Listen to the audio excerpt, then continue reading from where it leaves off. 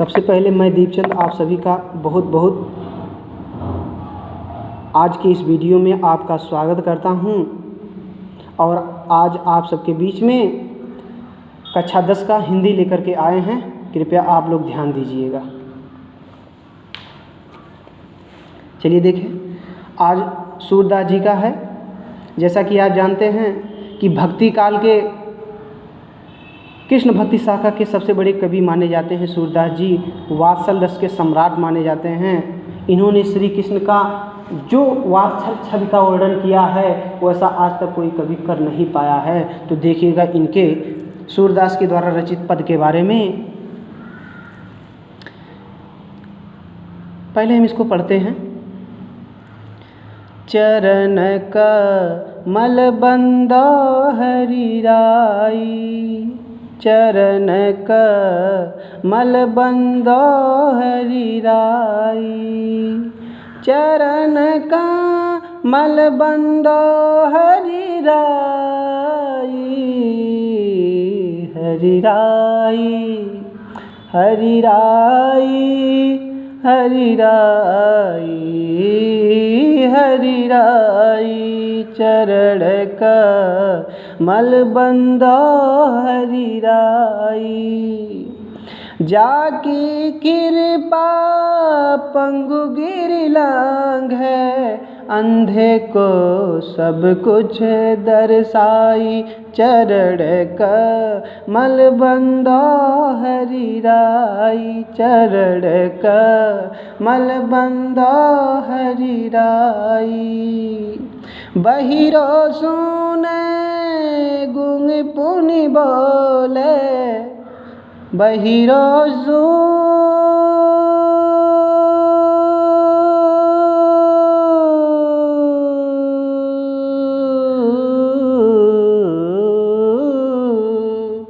बहिरो सुने गुंग पुनि बोले, रंक चले सिर छत्र धराई। बहिरो सुने गूंग पुनि बोले, रंक चले सिर छत्र धराई।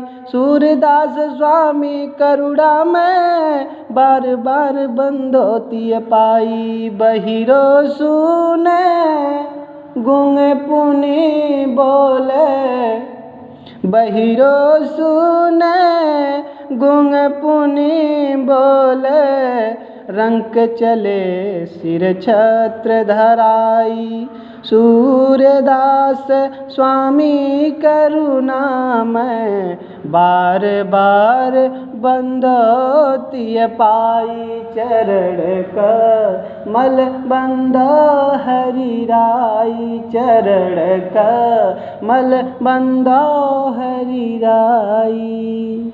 अगर ये वीडियो आपको अच्छा लग रहा है तो कृपया आप लोग मेरे इस चैनल को सब्सक्राइब कीजिए और ज़्यादा से ज़्यादा शेयर कीजिए तथा बेल वाली घंटी बजा करके लाइक करते हुए आप अपने सभी मित्रों को, अपने सभी संबंधियों को ज़्यादा से ज़्यादा शेयर कीजिए। तो इसका आप व्याख्या देखिएगा। तो इसमें सूरदास जी कहते हैं, इसमें सूरदास जी भगवान श्री कृष्ण के चरण कमल की वंदना की है। इसमें सूरदास जी भगवान श्री कृष्ण के चरण कमल की वंदना की है। आइए देखते हैं। तो चरण माने चरण, कमल माने कमल, बंदो माने वंदना करता हूँ, हरि राई माने ऐसे भगवान की।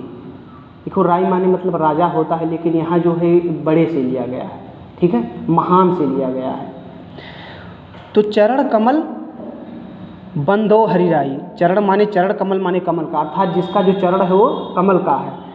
अर्थात आप कह सकते हैं मैं भगवान के चरण कमल की वंदना करता हूँ। हरि माने भगवान है ना, तो मैं भगवान कृष्ण के चरण कमल की वंदना करता हूँ। मैं भगवान श्री कृष्ण के चरण कमल की वंदना करता हूँ। जाकी माने जिसकी, कृपा माने कृपा से, पंगु माने लंगड़ा, गिर माने पर्वत को, लंघे माने लाग सकता है। जिसकी कृपा से लंगड़ा पर्वत को लाग सकता है और अंधे को सब कुछ दर्शाई।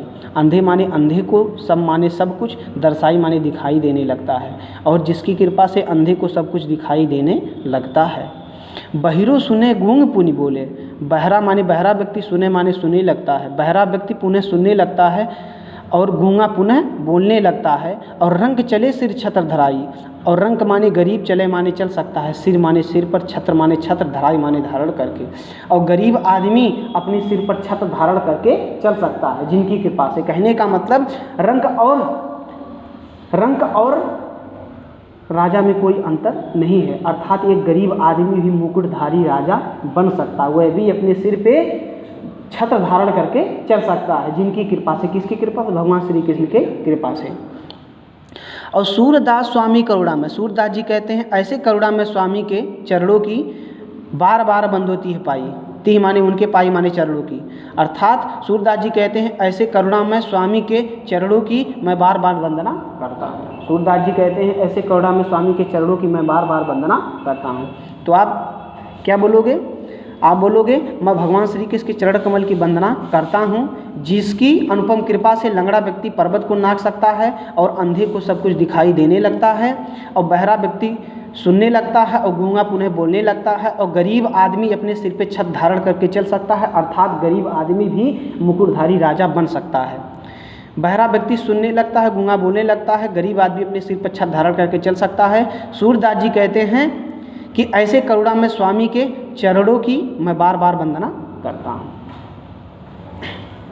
अब अगला देखिएगा।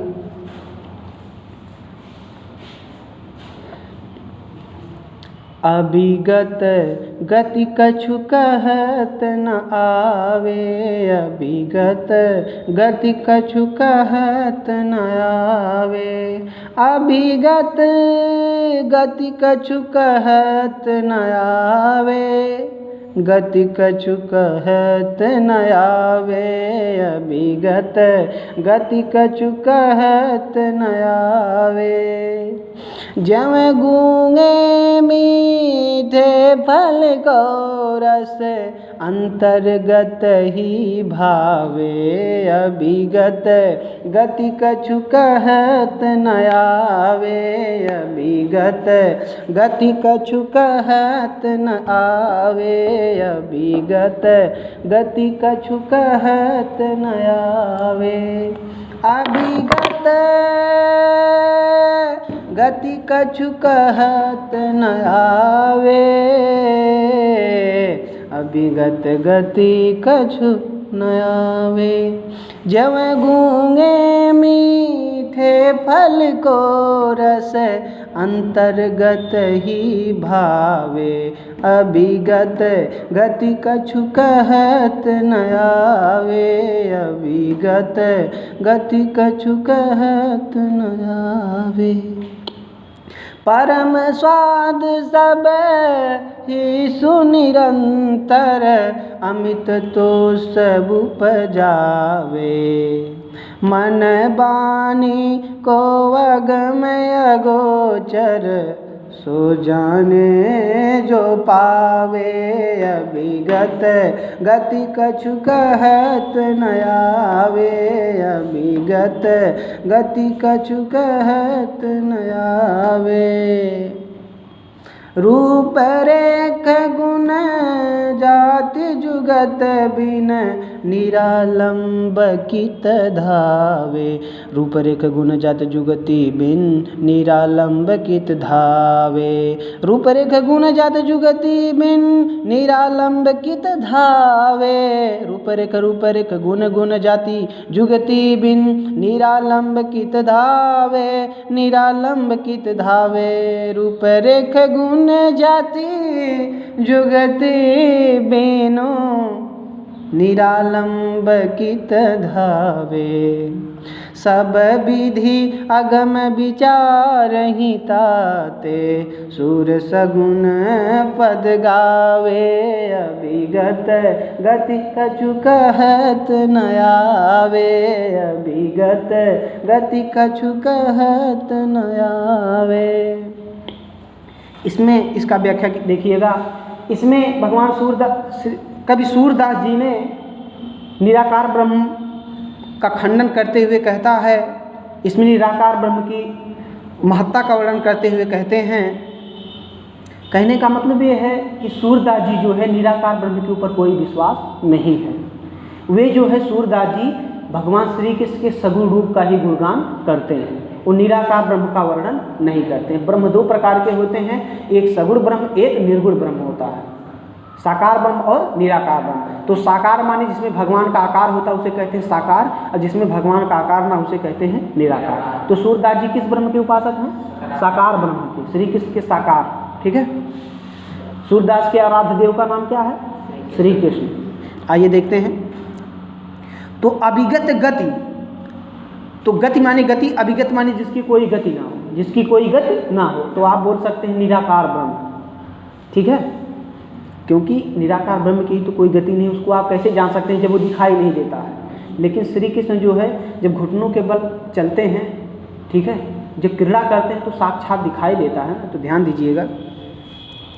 तो उस निराकार ब्रह्म की गति के बारे में कुछ कहत नहीं आवे, कुछ कहते नहीं आता है, कुछ कहते नहीं बनता है। उस निराकार ब्रह्म की गति के बारे में कुछ कहते नहीं बनता है। उस निराकार ब्रह्म की गति के बारे में कुछ कहते नहीं बनता है। जैसे गूंगा व्यक्ति मीठे फल के रस को अंतर्गत ही भावे, अंदर ही अंदर जानता है, अंदर ही अंदर उसे अच्छा लगता है। भावे माने अच्छा लगता है। जैसे गूंगे व्यक्ति को मीठे फल का रस उसे अंदर ही अंदर अच्छा लगता है, परम स्वाद सब ही सुनिरंतर, उस परम श्रेष्ठ स्वाद को, परम माने श्रेष्ठ, उस श्रेष्ठ स्वाद को वो सभी से निरंतर, अमित माने अत्यधिक, तोष उपजावे, उस श्रेष्ठ स्वाद को निरंतर सभी से पूर्ण रूप से प्रकट नहीं कर सकता है। जो गूंगा व्यक्ति हो, मीठे फल का रस कैसा है वो दूसरे से प्रकट कर सकता है? नहीं कर सकता। और मन और वाणी और कौ माने कर्म से, मन वाणी और कर्म से अगम अगोचर माने निराकार ब्रह्म, मन वाणी और कर्म से उस निराकार ब्रह्म को सो जाने, जो जानता है जो पावे वही उसको पाता है। ठीक, सब विध अगम विचार ही ताते, सभी विध से उस अगम में निराकार ब्रह्म को विचार करते हुए, अच्छा छूट गया, सॉरी, चाहते हैं क्षमा। तो मन वाणी को अगम अगोचर, मन वाणी और कर्म से सो जाने जो पावे, जो जानता वही उसको पाता है। और उस ब्रह्म का ना कोई रूप है, ना कोई रेखा, ना कोई गुण, ना कोई जाति, ना कोई युक्ति। यहाँ युक्ति है, तद्भव शब्द है। तो उस ब्रह्म का ना कोई रूप, ना कोई रेखा, ना कोई गुण, ना कोई जाति, ना कोई युक्ति, बिन माने बिना आधार के, निरालंब माने बिना आधार के, कित माने कैसे, धावे माने दौड़ा जाए, अर्थात उसको पाने के लिए उसके पीछे कैसे दौड़ा जाए। तो उस ब्रह्म का ना कोई रूप, ना कोई रेखा, ना कोई गुण, ना कोई जाति, ना कोई युक्ति, बिना आधार के उसको कैसे पाया जाए, उसके पीछे कैसे दौड़ा जाए। सब विध से उस निराकार ब्रह्म का विचार करते हुए सूरदास जी सूर सगुण पद गावे। सब विध से विचार करते हुए सूरदास जी श्री कृष्ण के सगुण पद का गुणगान गाते हैं। सूरदास जी श्री कृष्ण के सगुण पद का गुणगान